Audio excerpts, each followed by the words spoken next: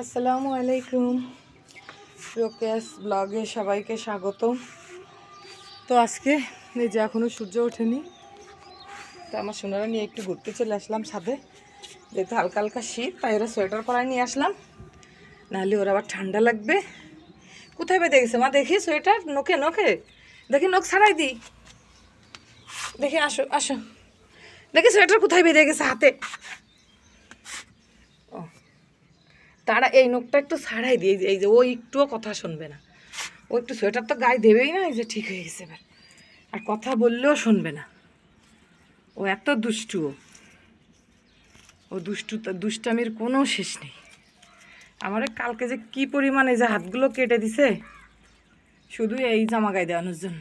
জামা গায়ে দেবে না এই ঠান্ডা সকালে, তাহলে যদি জামা না গায়ে দিয়ে আসে তাহলে ও ঠান্ডা লাগবে না আরও। আবার ঘরেও থাকবে না, ঘর থেকেও বের হয়ে আসবে। মানে ওটা ছাড়ো, ওর বাবা বেরোবে সকালে ভোরে, ওই সময় ওর ওর ওর বের করা লাগবে। ওই যে তাকায় আছে, তাকায় আছে। কী গেল রে, কী গেল রে? হ্যাঁ, ঘর ঘর শব্দ করতেছে। ওই যে কাক আইছে মা, আসো তুমি কাক ধরবা। এই পাখি তুমি কাক ধরবা। চলে গেল, চলে গেল, চলে গেল। তাই যে হাস্যকর বিষয় কি, আসলে অনেকে কমেন্ট করে যে ওরে আমরা আসলে চুমা দিই কিনা। আসলে ও এতটাই আদরের, কেউ যদি ওকে ভালোবাসে তাহলে কি ওকে আদর না করে পারবে? এটা তো ওকে দিতেই হবে। মানে অবশ্য আমার ছেলে মেয়ে একটু বেশি আদর করে ওরে, আমি তো সবসময় কাজে থাকি, আসলে ওইভাবে ওরে চুমা টুমা দেওয়া হয় না। এমনি জাস্ট আদর করি, অনেক বেশি কোলে থাকে, কোলের ভিতরে ঘুমায়। ও রাত্রে কোলেই ঘুমাবে, ওরে হাজার ভালো বিছানা করে দিলেও হবে না। এই শীতকালে কোলে ঘুমাবে, আর গরমের সময় আবার কোলে আসবে না। গরমের সময় ও হচ্ছে একার মতো একা ঘুমাবে, মানে গরমে গরম লাগে বেশি ওর, তখন আর কোলে আসবে না, একার মতো একা ঘুমাবে। কিন্তু শীতকালে ওকে কোলের ভিতরে না নিয়ে পর্যন্ত ঘুমাবে না। আবার আমি ছিলাম না যে কদিন, গ্রামে গেছিলাম একটু বেড়াইতে, তখন আমার মেয়ের কোলের ভিতরে ঘুমাইছে। ওদের আসলে নিয়ে যায়নি, ওদের এক্সাম ছিল 4-5 দিনের জন্য। তখন আমার মেয়ের কোলে ঘুমাইছে। আমি বলছি আম্মু দেখছো ও কী স্বার্থপর, তুমি আসছো আর আমার কোলে ঘুমাচ্ছে না। তাই আমি বলছি এখন মা চলে আসছে না, এই জন্য বোনের কোলের মধ্যে আর ঘুমাচ্ছে না। কাছে কী সুন্দর আমার কোলে ঘুমাইতো। যে এখন এই যে নিয়ে আসছি, এখন এই ফজরের পরপর, আমারও ফজরের পর একটু ছাদে আসলে ভাল লাগে, এই জন্য ওরেও একটু নিয়ে আসি। মাঝে মধ্যে আবার দেখা যায় যে যদি ঘুম আসে তাহলে একটু নামাজ পড়ে একটু ঘুমাইলাম, এরকম। আসো, হয়েছে তো, হয়েছে তো, আর খাইতে হবে না, আসো দেখি, এদিকে আসো, আসো। প্রত্যেক দিন এসে যে আখের পাতার কাছে ওর না আসলে ওর ভালোই লাগে না। চলো এইদিক চলো, এইদিক চলো। ওই যে পাখি, ওই যে পাখি, ওই যে পাখি চলে গেল। এই পাখি চলে গেল, পাখি চলে গেল। ওই যে ডগি ডাকে বাবা, ডগি ডাকে। হ্যাঁ, ডগি ডাকে মা, ডগি ডাকে।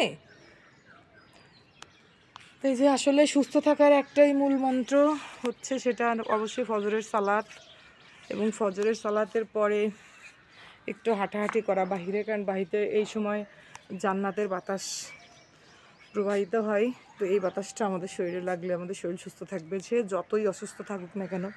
আমার মনে হয় ফজরের নামাজের পরে একটু হেঁটে বেড়াইলে দেখা গেছে মনটাও ভালো থাকে, আবার শরীরটাও সুস্থ হয়। এটা একদম প্রমাণিত। আমি একসময় খুব অসুস্থ ছিলাম, তো আমি উঠতে পারতাম না ফজরে, আমার অনেক বেশি কষ্ট হইতো। তারপরে আমি ভাবলাম যে না, আমার ফজরে উঠতেই হবে। তখন আমি অ্যালার্ম দিয়ে রাখতাম, আগে অ্যালার্ম দেওয়া লাগতো না, অসুস্থর কারণে উঠতে পারতাম না, খুব শরীর ক্লান্ত ছিল, প্রচুর ঘুম হইতো, প্রচুর। মানে ওষুধ খাইলেও ঘুম হইতো, ওষুধ না খাইলেও ঘুম হইতো, এতটাই সমস্যা ছিল। পরে আমি অ্যালার্ম দিয়ে দিয়ে ফজরে ওঠা শুরু করলাম। আলহামদুলিল্লাহ ফজরে মানে প্রায় 2-3 মাস আমি উঠতে পারিনি। তারপরে আমি চিন্তা করলাম না, এইভাবে তো সকাল কাটালে হবে না, আমার ফজরে তো উঠতেই হবে। তো তখন আমি ফজরে ওঠা শুরু করলাম, এবং মানে মিরাক্কেল বলা যায় যারে, মাসখানেকের ভিতরেই আমি একদম সুস্থ হয়ে গেলাম। তার মানে কি, এটা আল্লাহর একটা রহমত, বরকত। ফজরের নামাজটা রহমত এবং বরকত বহন করে।